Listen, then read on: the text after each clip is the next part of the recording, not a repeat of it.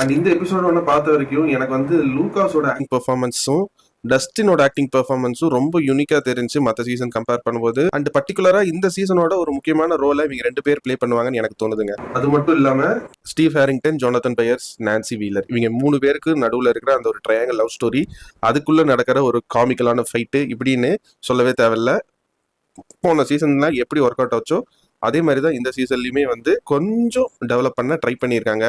And அந்த ஆக்டர்ஸுமே ரொம்ப அழகா நடிச்சு கொடுத்துருக்காங்க. Comedy timing, planning and execution இது 3மே வந்து ரொம்ப நீட்டா வந்து இந்த எபிசோட் ஒன்று பார்த்த வரைக்கும் ரொம்ப நல்லாவே ஹேண்டில் பண்ணியிருக்காங்க. முன்னாடியே சொன்ன மாதிரி கேமரா ஒர்க்கு ஒரு டீசென்டான ஒர்க்கு இந்த எபிசோட் ஒன்றை பொறுத்த வரைக்கும். அதே மாதிரி தான் இந்த எபிசோடோட எடிட் பேட்டர்னுமே ரொம்ப நீட்டா ஒர்க் பண்ணியிருக்காங்க. ஸோ இந்த எபிசோடோட ரைட்டர்ஸும் டைரக்டர்ஸும் 2 பேருமே வந்து டஃபர் பிரதர்ஸ் தான். ஸோ எல்லா சீன்ஸ்லயுமே அந்த ரைட்டர்ஸ் டச்ன்னு சொல்லுவாங்கல்ல, அது வந்து இந்த எபிசோட்ல இருக்குங்க. நான்